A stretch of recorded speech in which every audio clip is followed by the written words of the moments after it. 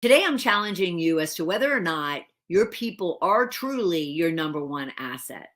And the reason why I say that is I work with clients all around the world who have teams of two to hundreds. And yet, when you start digging in and having conversations with their employees, whether that's through 360 assessments or through focus groups or some other form of communication, all of a sudden they're voicing a whole different take on whether or not they feel that they are the company's number one asset, whether they are treated as the company's number one asset and given the opportunities as the company's number one asset. So today I'm going to really have you think about what can you be doing to manage your time in such a way that you can indeed put your people first. We're going to talk all about the tips and the strategies and tools you could be using in order for you to really be the powerhouse time manager for your people, for your company, and for your own success. Welcome to Shedding the Corporate Bitch, the podcast that transforms female corporate executives into powerhouse leaders by showing them how to shed the challenges and overwhelm, along with any fear, insecurity, self-doubt, and negativity holding them back. I'm your host, Bernadette Bose of Ball of Fire Coaching, bringing you powerhouse discussions each week to share tips, advice, and sometimes tough love so you create the riches in your work and life you deserve. Let's do this.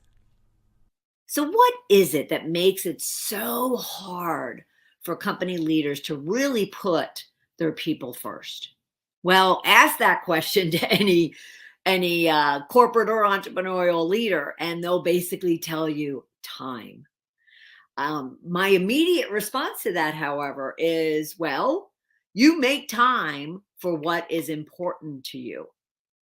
And at first, their reaction will then be, no, I'm in meetings all day. I have, a to-do list, pages long. I have people, calling and barking at me all day long. I don't have the time. Well, let me ask you this. If there was something that you really, really, really wanted, say it was, that new, beautiful, just released, souped up car that, that just rolled off the dealer showroom floor. And, that starts beckoning you to purchase it and to be that first or one of the first people to have it. What steps and what actions do you take to make that happen? You probably will start saving. You'll probably start sacrificing and compromising on where you are spending your money so you can put away, the monies for this new toy, whether it's a car or a big trip or a big adventure that you want to go on. When you really, truly want something, when something's really important to you, you make it a priority. You find the time. You rework whatever you need to rework in your life in order to achieve it. Don't you? Think about it for yourself. It could have been a diet in the past. It could have been a car or a new toy, a new house that you wanted, even a new relationship, a new career opportunity. And the minute you made the decision that that's what you wanted, you all of a sudden started getting very active in putting together a plan for how you were going to achieve it. What sacrifices, what compromises, what time schedule, what form of coordination needed to go in to you actually being able to pursue and eventually accomplishing that goal and objective that you have for yourself. Same thing that you do at work, right? Same thing that you do at work. You're given a task, given a goal, and especially if it has incentive around it, and you get very laser focused on being able to achieve it. Well, think about if your goal of making people being your number one asset a reality just think of what you actually might be able to all of a sudden put into motion in order to make it happen. And that's where the conversation around time management, and time management specifically for leaders, came to me, because I've been having a lot of conversations with a lot of my corporate executive clients over the last several months, and it all centers around their people, both from an employee engagement perspective to a manager effectiveness perspective. And the number one key issue and challenge that is coming up is employees don't feel connected and engaged and valued and included, and yet their managers just don't have the cycles, they don't have the time, they don't have the white space on their calendars in order to provide the employees what it is that they really need. But without their employees, the manager's never going to, you are never going to accomplish the goals and the dreams and the metrics that you've set out for yourself. And I'm going to say both personally and professionally, because obviously, you're working your tail off in the workspace so you can have what you want in your home space. So what we as leaders need to then do is figure out, okay, so then what do I need to do in order to raise up the focus on my people, in order to then raise up the success chance that I have in getting and achieving the goals that I have for myself, my team, my family, my whole life. And so I want to share some tips and strategies for you in order to be able to do that. All right. And the first one would really center around making it a goal. I'd like to tell you the second tip first, which is priority. But I think priority only comes when someone really puts laser focus on a goal. So we're going to start there.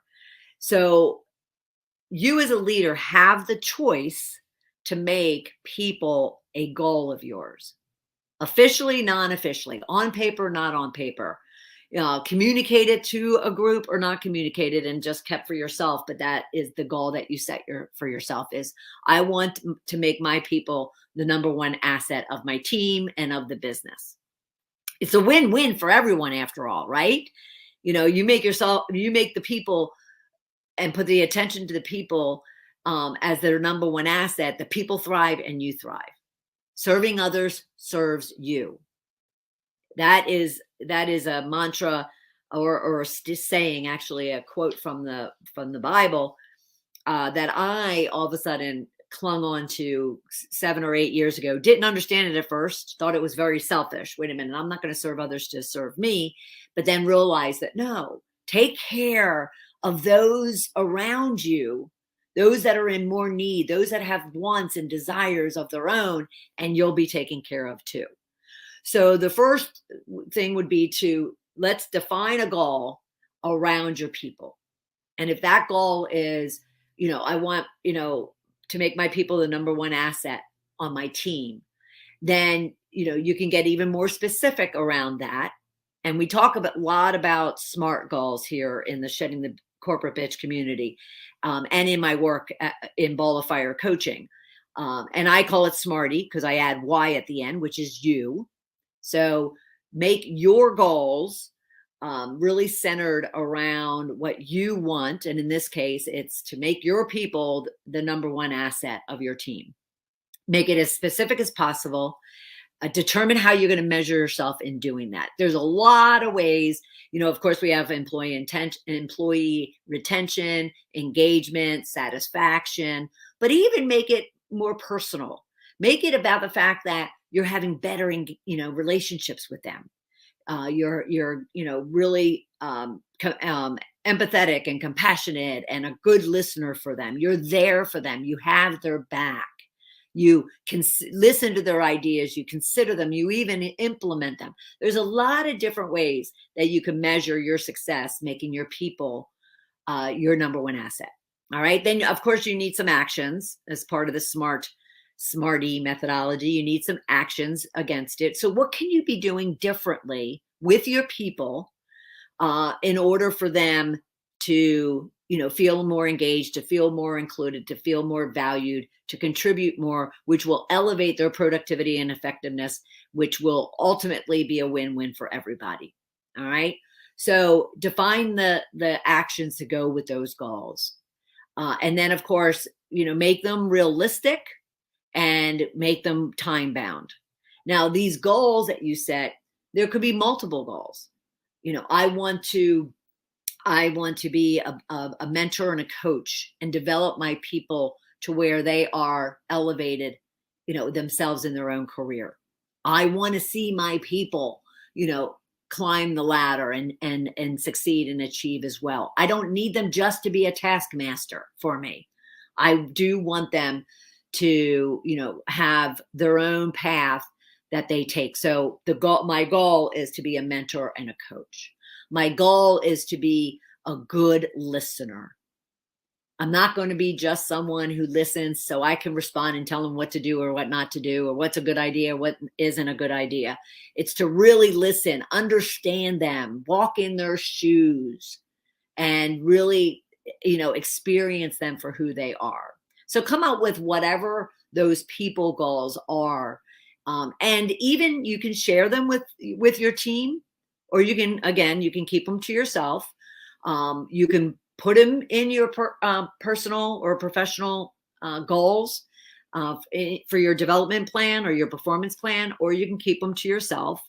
As a coach, especially to executives, I always strongly advocate that team leaders for themselves, their peers, and their own people actually put them into their yearly performance goals. Make it measurable, make it accountable, make them, have to, be responsible and to report out on it and to be ultimately compensated for it.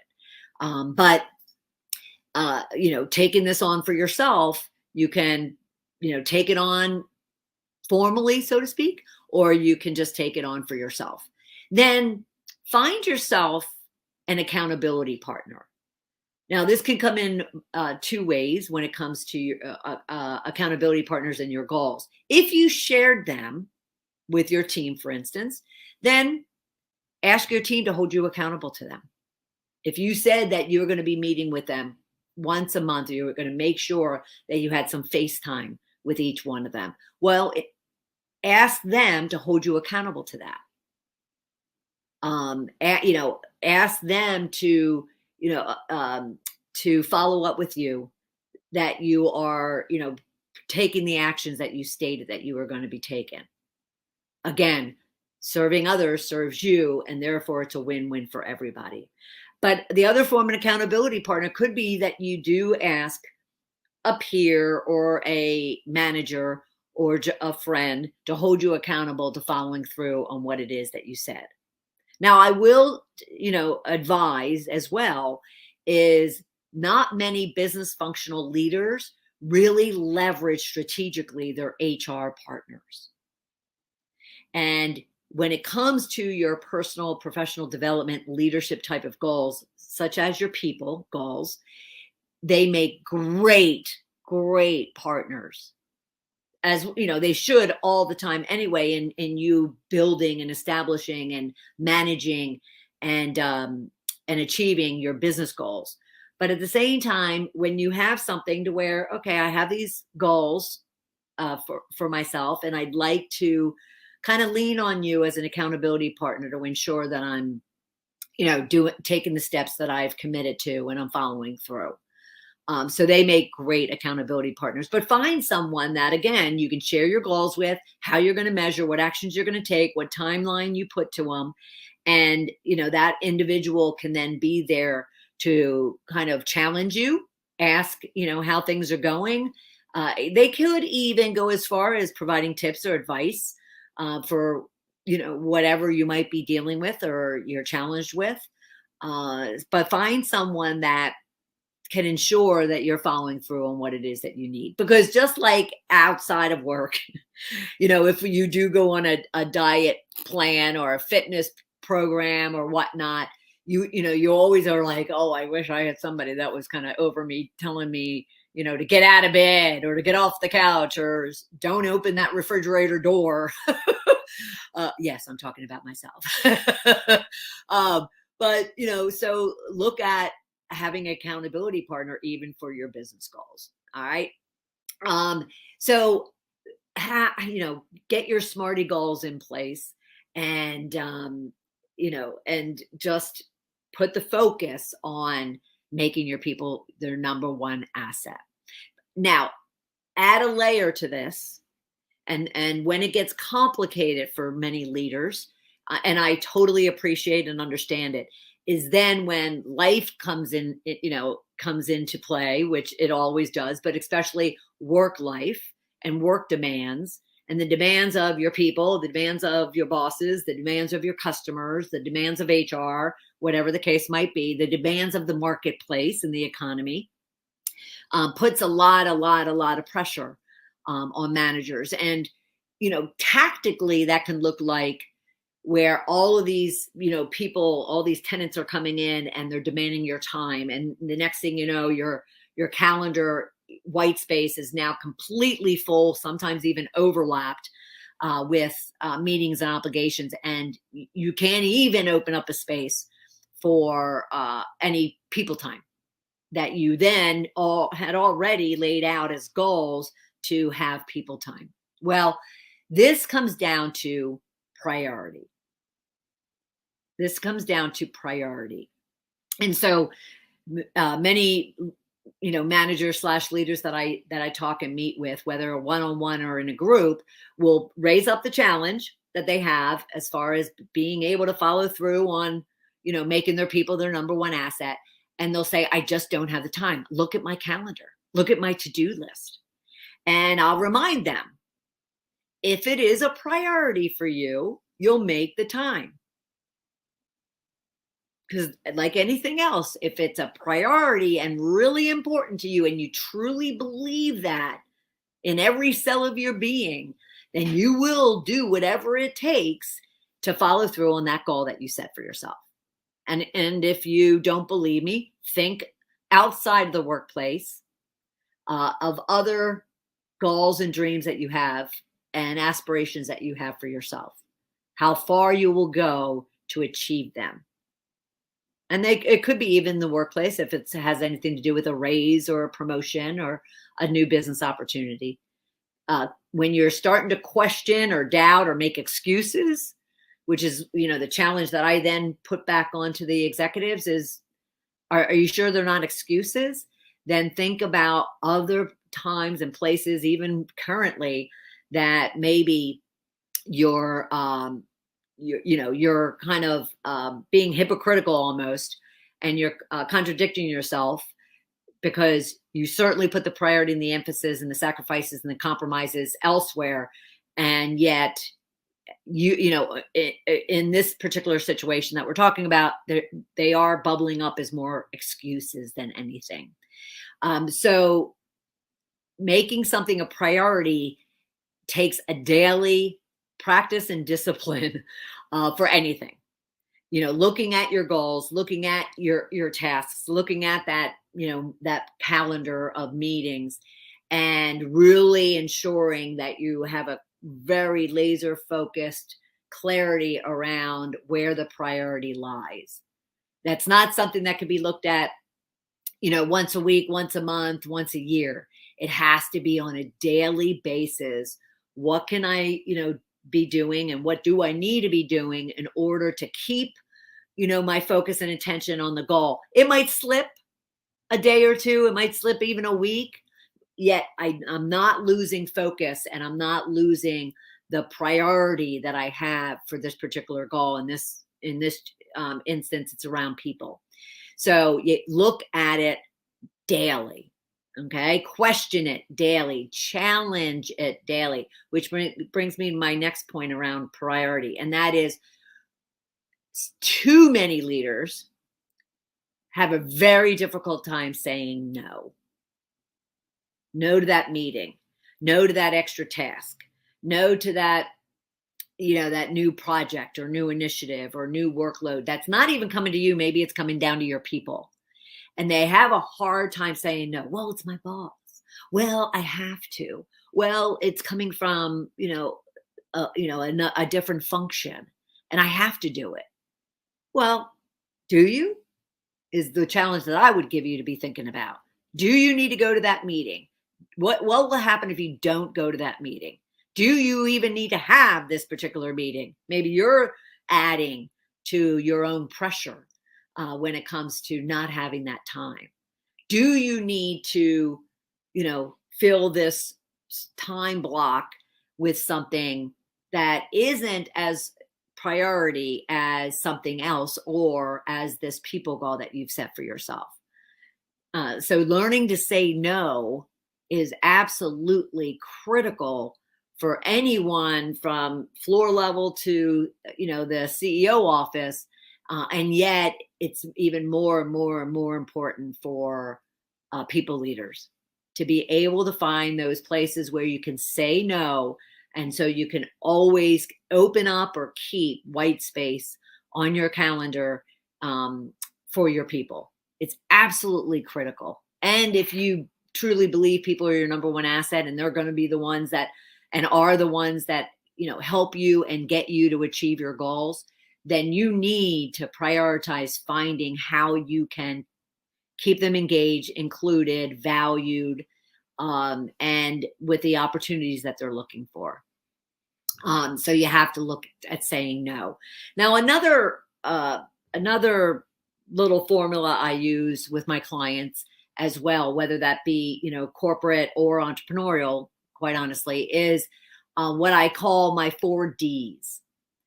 So you're looking at your list of to-dos, you're looking at your list of meetings, you're looking at your list of other obligations that you have, and you get laser focused on making a decision around, is there a way to is there a way to delegate, delay, delete, or I have to do it? So let's break these 4 down: delegate, delay, delete, or do. So delegate. It's shocking to me how many things are on many, many managers' to-do list that could be delegated out. And the reasons that they don't are many. One is I don't have time to teach them. 2 is, I don't want to give it up. I like doing it. It's easy. It's simple. It doesn't take a lot of time. To the extreme of that person, kind of identifying themselves as controlling, job security, intimidation and fear of, that person that they delegate to does a better job than they do. A lot of reasons why they don't delegate, and very few reasons why they do. And I'm telling you, if you could, as a powerhouse leader, what will differentiate you from anybody else is ensuring that you can not dump. That's another D, but I don't like to use it. Not dump, but delegate activities, initiatives, whole projects that are on your plate, delegate them to somebody else. Because again, if you want a surefire way of elevating employee engagement and employee satisfaction and retention, it's to provide them opportunities to actually contribute, do something new, do something different, even if there's a risk that they could fail at it or not do a good job. But that's your job as a leader. Your job as a leader is to develop others, regardless if they're ready for it or not.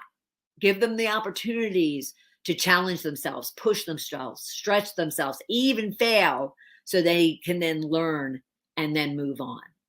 So delegate. And then there is delete.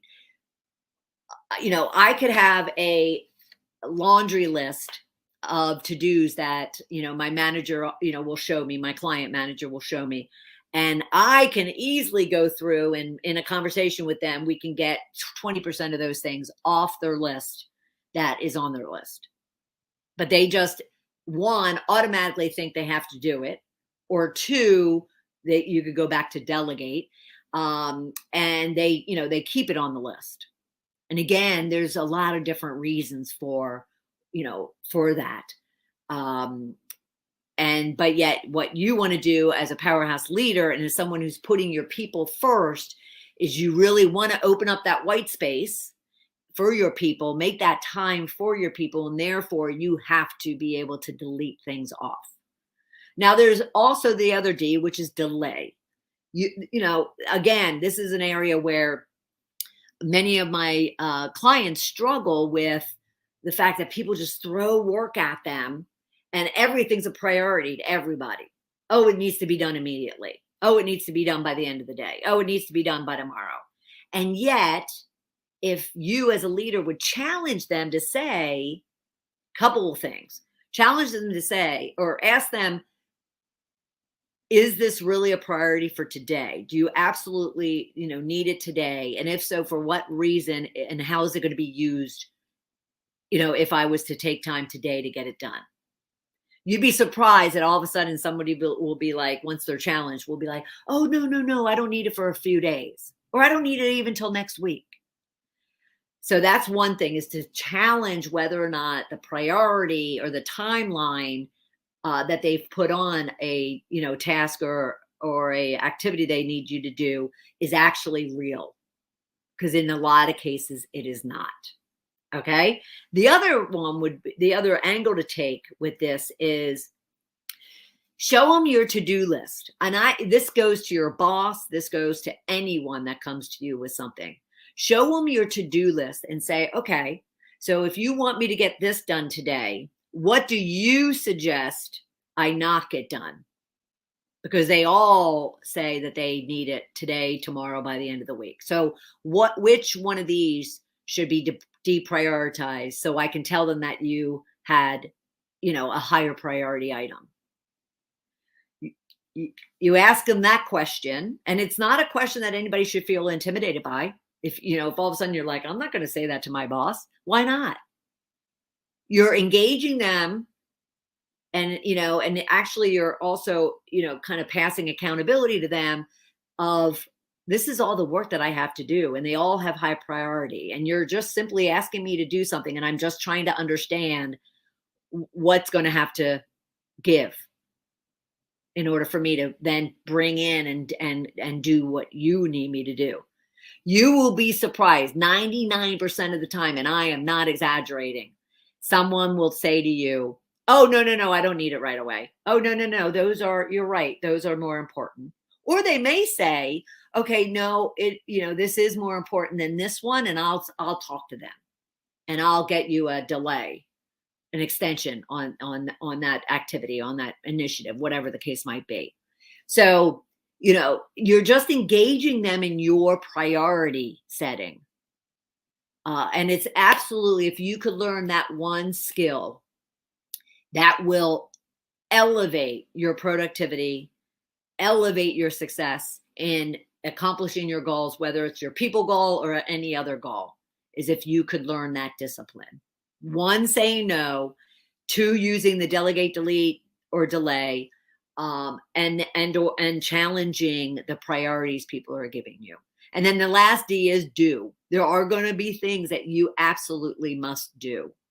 And those, if you absolutely must do them and you can't delegate, delay, or delete, then they then go into that priority process that you're looking at on a daily basis, that then could take precedence to you having any white space for your people. But still, there's going to be other, overlapping meetings you really don't need to be at, and meetings you shouldn't be at, even though you might be feeling, oh, well, I want to stay in the know, or, I want to be part of it. Again, if you want something really, really bad, you will make the sacrifices and the compromises to achieve it, won't you? And therefore, treat your goal around your people the same way. Don't make it as an excuse that, oh, I have too much to do. If people are that important, and they should be, then that's what you want to do. Okay? All right. So we talked about goals. We talked about priority. The last one would be time blocking. And this is a specific tool you could be using around time management. Okay? Is time blocking. And I've been doing this probably for 15 years now. And trust me when I say, for myself and for my clients, it has been a booster to productivity, to achievement, to sanity, to breath, to peace and calm, to opening up tons of white space personally, let alone, from a work perspective, is time blocking. Now, what is it? Time blocking basically means that you treat, and we're just going to be talking about your work calendar right now, but you're going to treat your work calendar as seriously as you treat your personal calendar. Now I'm going to sound almost contradictory because there's going to be some personal things that all of a sudden get into your work calendar. But what I'm talking about is your 9 to 5, assume 9 to 5 is your work hours. That calendar is what we're talking about from you time blocking it. Okay. So there's typically, from time blocking, it simply means create the blocks of time and put them on your calendar of those things that are of priority that you've just determined based on the goals that you have. And the goals, again, could be business, and personal. Personal being like your people, leadership development, personal business goals. And making sure your calendar is reflective of you being able to put time toward any goals that you've set for yourself or others have set for you. And so in this calendar, the easiest things to do is to put like standard meetings that you have on your, that you have on your calendar, but the must attend meetings. Not the meetings that you're optional or you're even on the list, but you know what? It has nothing to do with you, but you never say no to it. I'm not talking about those. I'm talking about the must meetings that you have to have, whether, you're hosting them or you're a participant. So you lay those out on your calendar first. Then I would move to, all right, what are those time blocks that I want to put toward a specific goal, such as your people goal? So I do this very similarly with my administrative, like office day. I have my own business, so I have to take care of my clients, in the main blocks of time. But then I need time to get all my other stuff done, and I do work to where I want my personal time to be completely free of any business activity. So to do that, I have to get very, very focused on when I plan my time and how I plan my time. So I put certain blocks of time for administrative office work, clean out the desk, so to speak, before I would be able to freshly go off into my personal life. And you want to do the same as well. You want to look at your calendar as well and say, what must, that goes back to priority, must I do, and accomplish this day or this week so I can end my day and go and play pickleball like I do, or go with the family, meet some friends out, or ensure that Friday at 4 I can take off and have my weekend without being disruptive, other than what I call 911s with my clients, but you might have 911s with work, to where they might, interrupt your weekend, but you've done everything in that goal setting and that daily prioritization to ensure, and now you've blocked your calendar to where you can ensure that by the end of the week, you've done what you need to do and you can go off and have a life. Okay. So time blocking, literally means blocking periods of time. Now let's break it down. It could be 15 minutes of your daily prioritization or goal setting. Okay. You can have a block of time for 15 minutes. It could be where you put 20-minute walk. Maybe you need to get out of the office and just, get some fresh air, whether you work in an office or at home. Maybe it is where you have a critical, doctor's appointment or some other personal appointment that cannot, not because you choose not to, but cannot be scheduled outside of the work time. Because, well, let me finish this first. And so you also then fill your calendar and with blocks of time for those things that you have to do. And then you would have that white space for things that come up at the last minute or things that are added, especially by others. And now they can see that you do have some white space. But I would ensure that you have those blocks of time of your goals, especially when it comes to people, that if you should decide that, okay, Fridays between 12 and 4, I'm going to block it out and it's just going to be for, touching base with my people, whether that's face to face or via phone call. But you're ensuring that, excuse me, you're ensuring that you have all of those blocks of time put on your calendar. Again, if you want it and it's important to you, you'll prioritize it and you'll do it. Okay? So consider that for your people or your number one asset goal. Now, going back to what I was saying, too often I find that, even corporate, let alone entrepreneurial, but corporate leaders will put appointments on their calendar, personal appointments on their calendar that they could have scheduled outside the work time. Now, they often do that. I will do that because they want a break. They want to do it on business time, work time, as opposed to their own personal time. But again, I'm going to go take you back to priority. If you don't have time in your calendar and yet you have this people asset goal for yourself, but you're filling up your work calendar with personal appointments, well, you're losing the opportunity to use those blocks of time, just like you prioritize them for your doctor's appointment or your personal appointment for your people. And so when clients tell me they don't have time for their people, I do it with some clients, not all my clients, but I just want to say, I want to see your calendar for the next, 3 months and the past 6 months, because I'm going to rip it apart and find all of those spaces, those blocks that were put toward things that could have been done outside of the availability of their people, to where they actually did have time for their people. And I challenge you as to whether or not that's true for you as well. So consider your calendar of time blocks, appointments that you take as seriously outside of work, and use some for inside people appointments.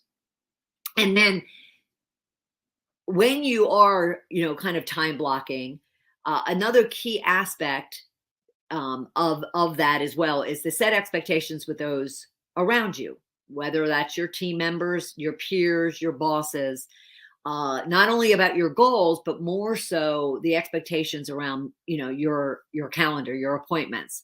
So when it comes to meetings, set the expectations that you're going to come if it's absolutely mandatory. If you specifically have a piece of the agenda, set the expectation. But I'm not going to come if I'm just optional. Just so you know, if you don't see me in these meetings that I'm CC'd, not sent as a 2, but I'm CC'd, I'm not going to be there. So set also the expectation. So then they're not questioning or kind of disappointed when you don't show up, because you've set the expectations. Set expectations with everyone around you around how you want to manage your time, because you do have this goal that you need to make time for your people. So communicate that out. We talked about the sharing of your goals. When it comes to your time blocking, share that as well. There are times I'm putting on my calendar for my people and my team that I will not and cannot compromise on. Now, if all of a sudden you have, people, even your boss, challenging you on that or disrespecting that by planning meetings or that, well, that just tells you a lot about other people. But stay true to what your goal is if it's that important to you. So when it comes to overall time management for leaders, you have the time if you want the time for anything. So define those goals, set those priorities, look at them daily because they will change, and then time block your calendar and stay true to it. Now, I'm making it sound really easy, and making it sound just so general without all the noise that is, bombarded around you. And I understand that. And I totally get that. Trust me, I do. So if you are having challenges, if you do have questions, if you are curious as to really how you could be implementing any of these tips or strategies, then be sure to book a call with me and let's talk about it. You can go to coachmebernadette.com/discovery call and let's have a conversation about it. Let me give you some tips and strategies. Let me look at your calendar. Let me, kind of challenge you on various things. Because again, if it's important to you, you'll do it. So it's just making the decision as to where do your people fit into what it is you're trying to accomplish. All right. I am so grateful that you were here with me this week on this particular episode, and I'll look forward to having you on our next episode. I'll talk to you soon. Bye.